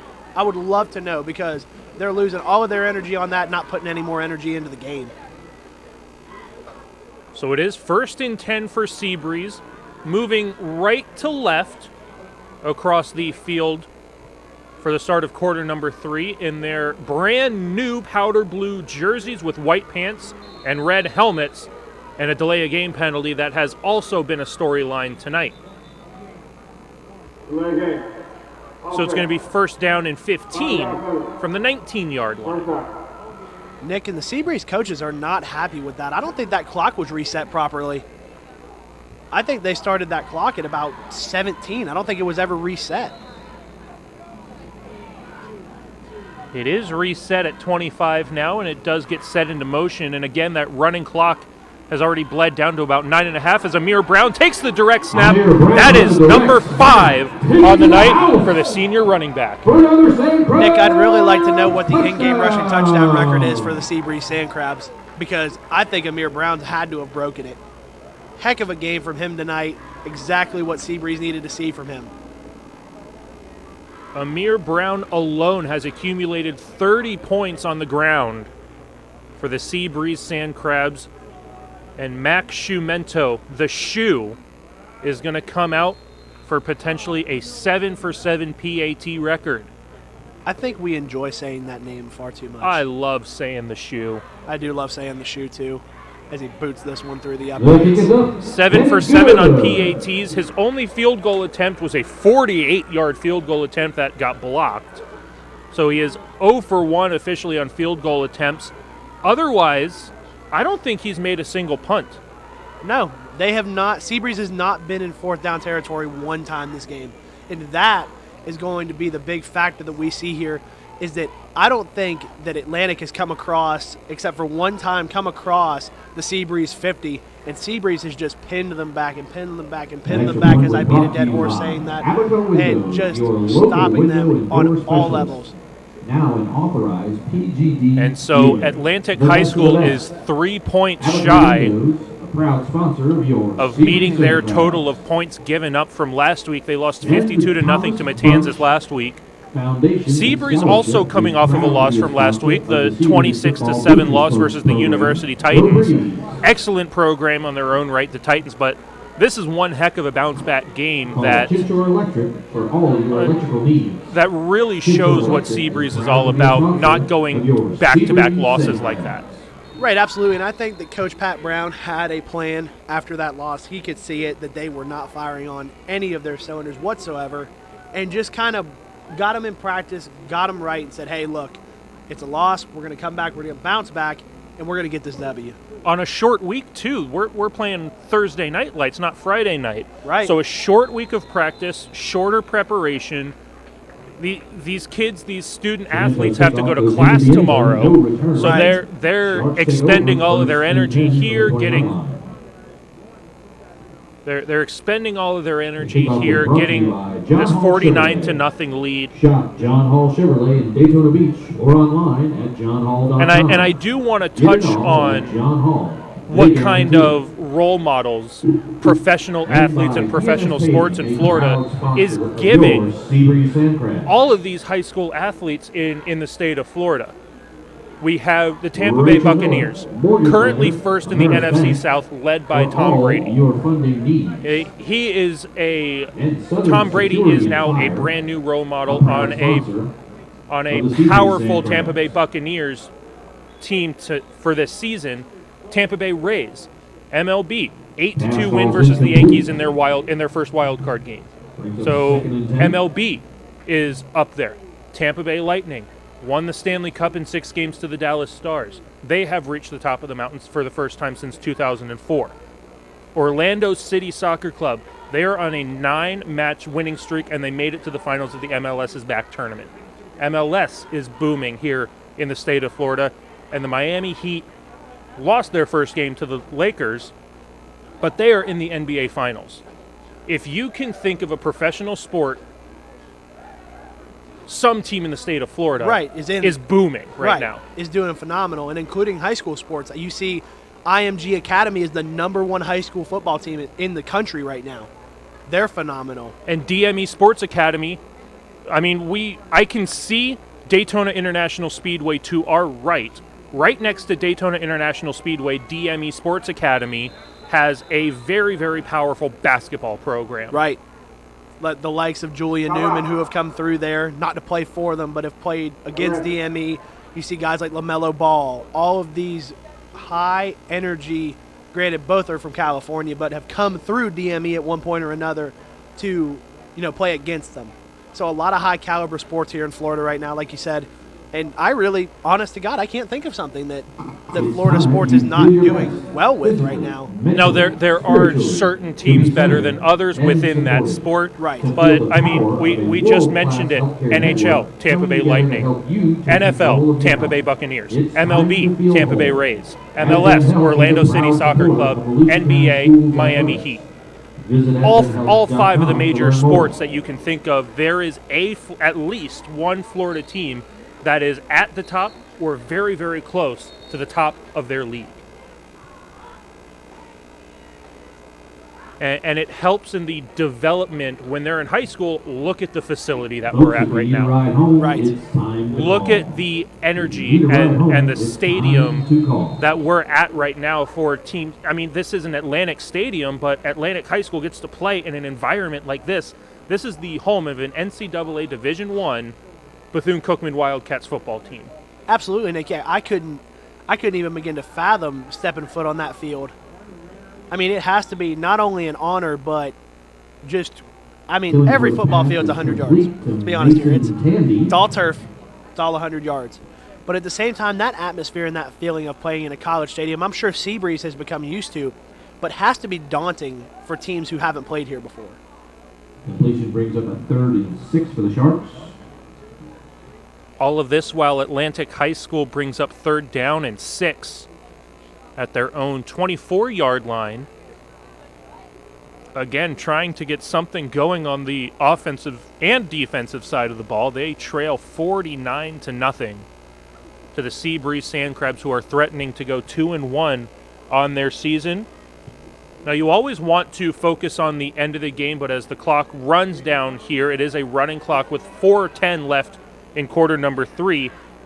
You can't help but start to look at a team like Spruce Creek, who is going to come into Municipal Stadium next week.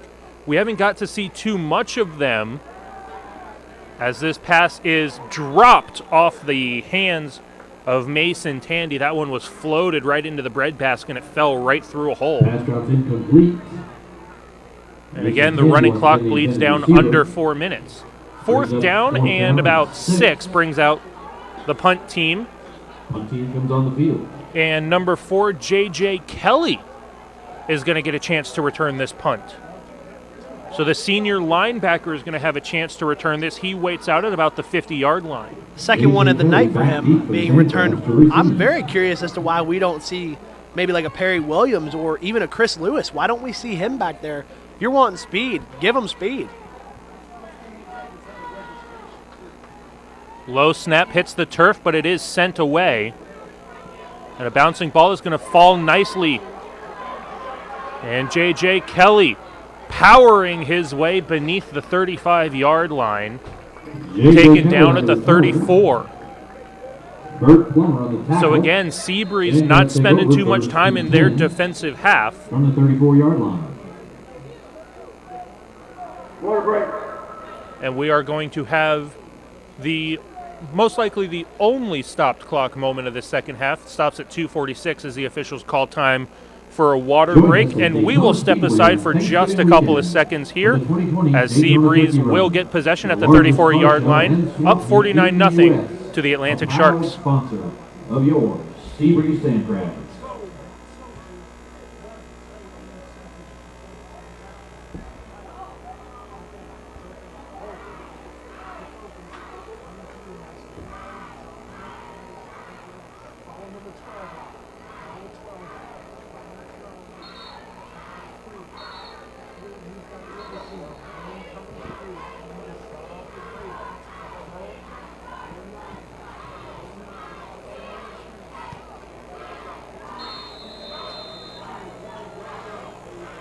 And as the officials direct both teams back to the ball, sophomore quarterback Blake Boda is going to have that snap handed off to Amir Brown.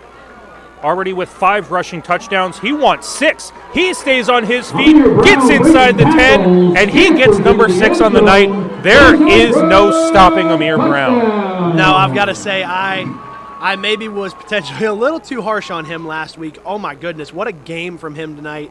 And just, like I said last week, built like a tank. I mean, if he is using his power to his advantage now, and now it's just getting out of hand. And I saw the handoff between Boda and Brown. It was bobbled a little, yeah. It was bobbled. So the wherewithal to gather in a bobbling handoff, maintain speed, and cut upfield, break 2 tackles, and then get into the end zone is something that you love to see out of the sophomore running back, as it is now 55, potentially 56, as the shoe sends this one with authority through the uprights. It is a 56-0 lead for the Seabreeze Sandcrabs in the final 95 seconds of quarter number 3. Once again, just reminding everybody at home, we are in a run clock scenario.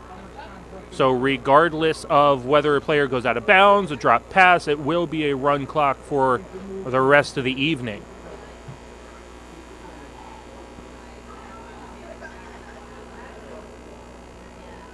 And so because of that, Atlantic is all set up and ready to go for this kick return.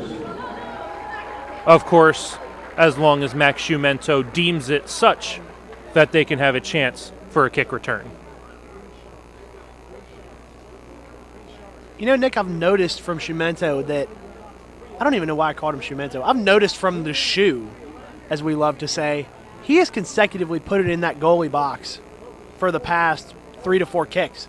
I mean, every time it's landed in the middle of that box.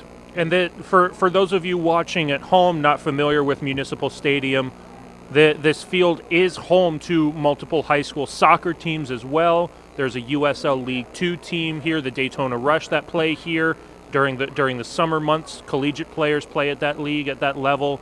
So those yellow lines that you see right where that ball is set up for Schumento to send it to the left of the field, those soccer lines help give a little bit of perspective on not only how wide a football, how both an American football and a traditional football field is, but it also shows you kind of where inside the end zone Schumento, as you said, is consecutively and time after time after time as we bleed the clock down to the end of the third quarter.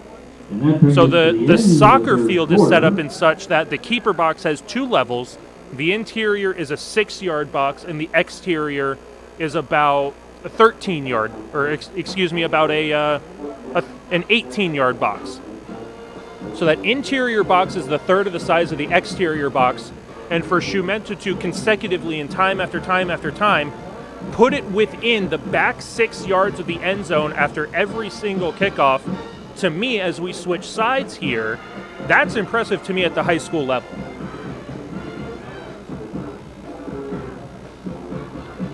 And as both teams switch sides here, 56-0 lead for the Seabreeze Sandcrabs on a running clock that has a fresh set of 12 minutes on it.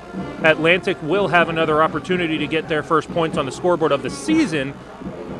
They had a goose egg put up against Matanzas as well, as again, that one falls right inside the 6-yard box. Goes through the end zone for a touchback.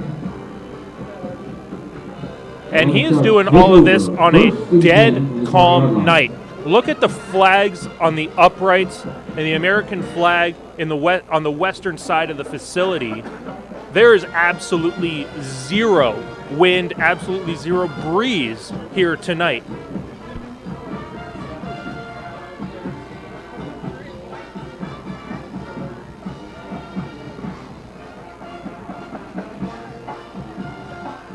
And so once again, as we hit 11 minutes left in quarter number 4, let's take a look back and forward at the Seabreeze schedule. It all started on September 18th with a 30-8 win in the season opener versus Deltona. Last week, a disappointing 26-7 loss to the mighty University Titans.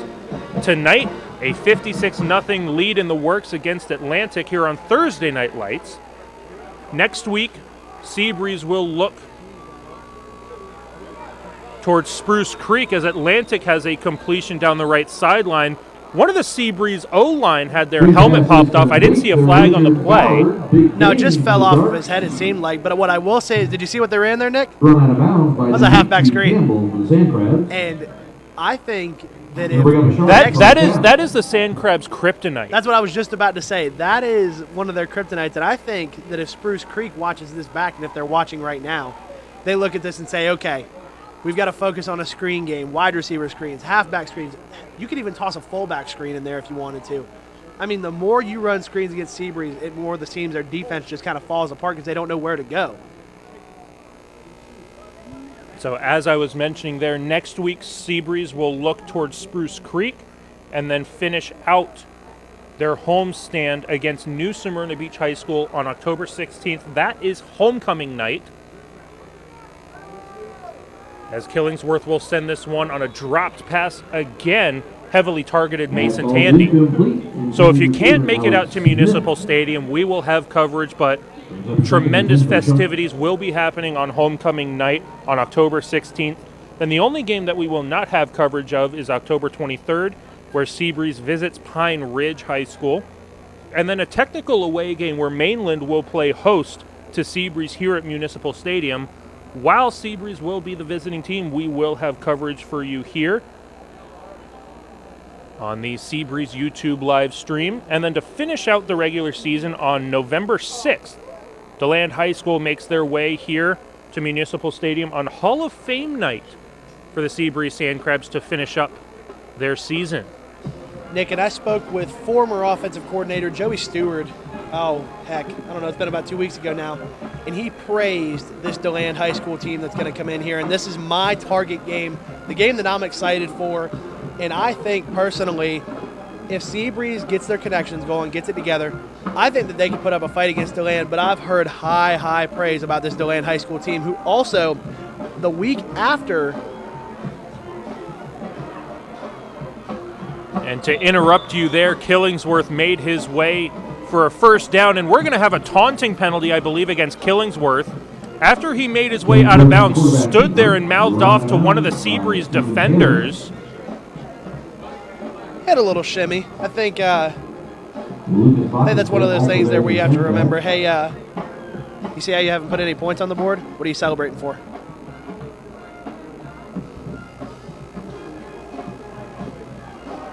Personal foul. Lot of time block.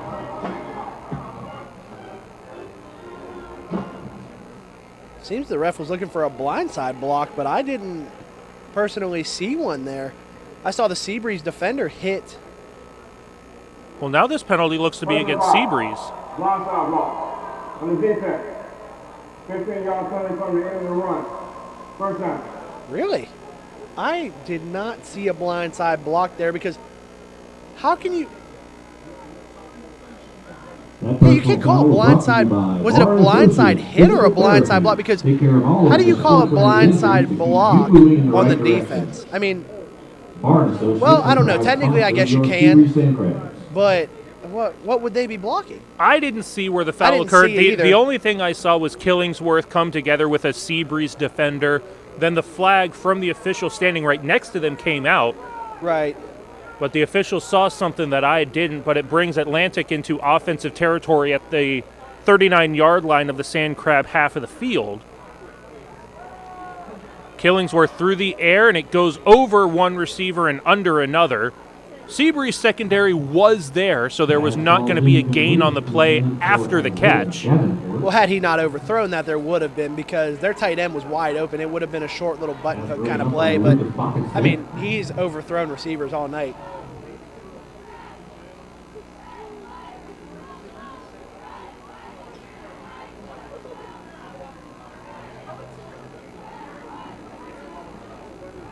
So again, the running clock bleeds down to 6 minutes left in quarter number 4. And it has been all Seabreeze all night long. They lead 56-0. And once again, we will appreciate and thank all of you at home for watching us wherever you may be, whether it's on the Seabreeze YouTube live stream, but also those viewers watching Seabreeze football on the statewide live stream of VSN, the Varsity Sports Network. Pass ball's incomplete. Yep, we're going to see a flag here. Candy, intended receiver. That's raining flags. And a Seabreeze defender down on the ground. Didn't quite see what happened. I'm assuming. Sandcrab on the field. I saw him kind of get spun out and fall. Is he not injured? Was it a? Did we have a good old LeBron James here? Did we see a flop? He does make his way back under his own power. Looks like that is number 68, Sam Orlowski. Makes his way to the sideline under his own power. Not sure what the flag is for, though. It seems to be against Atlantic. Let's see what the officials have to say about this. Probably a personal foul, it seemed to be. After the play, personal foul. Lay hit, after the play, on the offense. 15-yard penalty. Third down. And it was a personal foul for a late hit. So with under 5.5 to go in quarter number 4, it is going to be third down and quite the distance for Atlantic, as they are backed up to their own half of the field once again at their defensive 46. A proud sponsor of your Seabreeze Sandcrabs.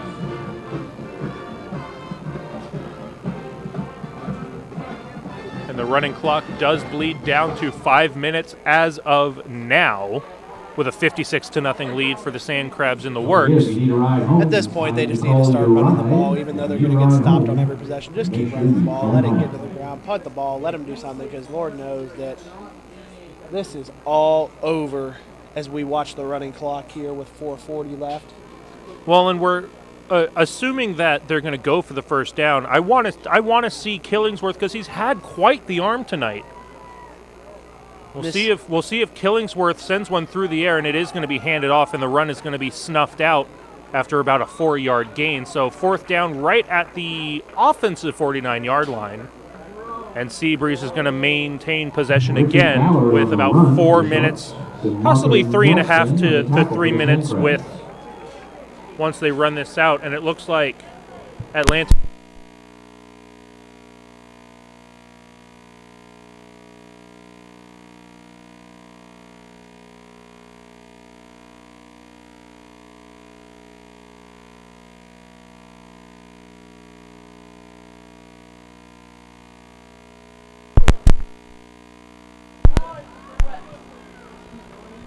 And I think we are back. A little bit of technical difficulty there, but Nick, continue with your thought. We a little bit of audio difficulty there. Locally owned and celebrating over 3:36 left in quarter number 4. Once again, the running clock, and now the punt team will come out for Atlantic. Visit haywardbrown.com or find us on Facebook.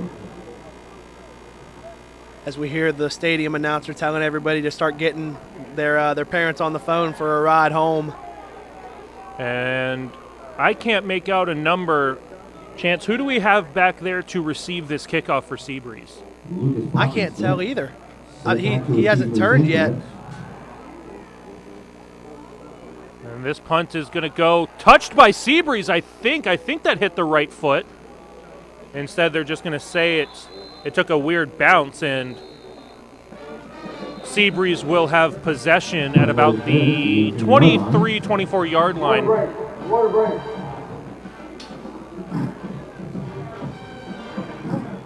And I believe that is going to be another water break with 2:51 left here in the fourth quarter, a 56-0 lead for Seabreeze. If they can pick up 1 or 2 first downs, this will be the final possession of the game. I personally think we see Blake Boda go deep here.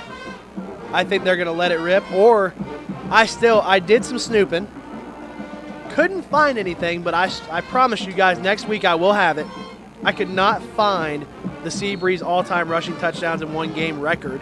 I couldn't find any of the records. So any of you guys at home that have any of that information, please feed that in the comments somewhere. I would love to find it.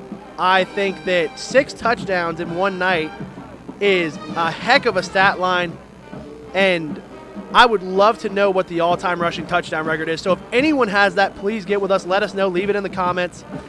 Even if it's not record-setting, it's still heavily impressive, as now entering this game is Zed Martin, making his way for a gain of about 3.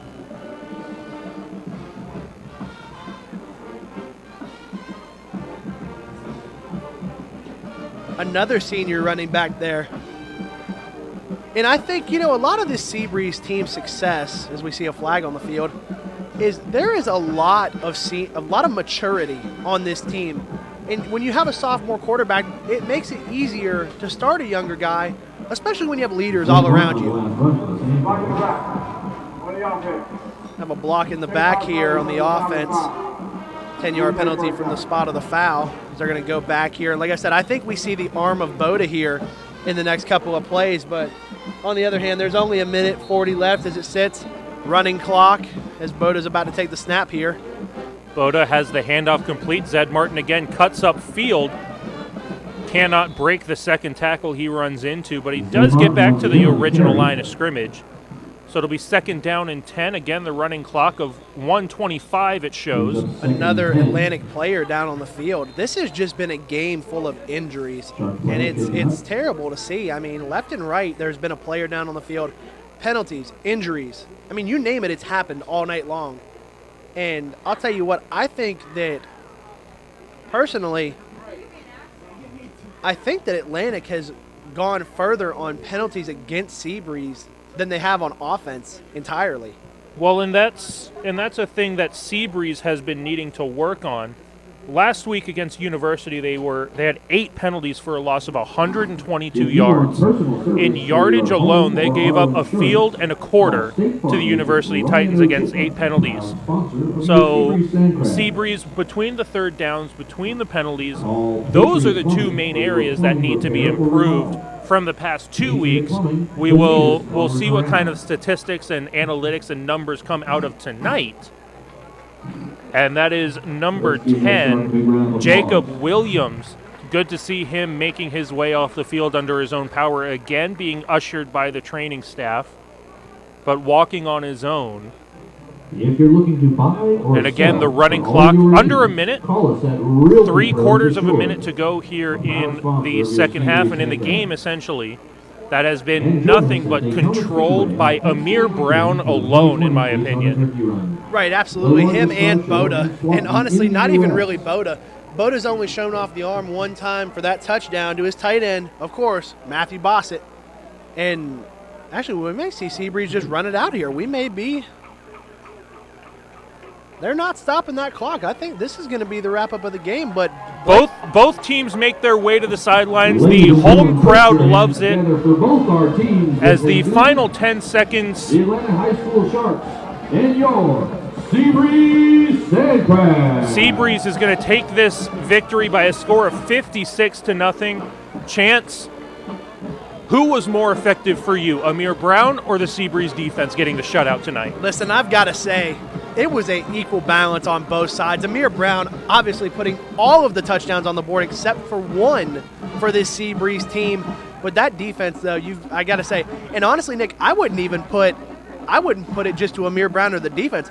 I would give the offensive line more credit than anyone because they are the reason for Amir Brown's success and the reason that we saw Seabreeze on defense so much. So I give this win to the offensive line. Of course, we had 6 rushing touchdowns from Amir Brown, 1 rushing touchdown from Boda, and 1 through the air from the sophomore quarterback as well. And once again, our final score from Daytona Municipal Stadium. Seabreeze wins this one by a score of 56-0 over the Atlantic Sharks. For Chance Dyson and our entire student production team, I'm Nick Gimbel saying good night from Daytona Beach. You've been watching Seabreeze High School football, brought to you by the Daytona Beach Resort. This has been a presentation of Volusia County Schools. Thanks for joining us this evening.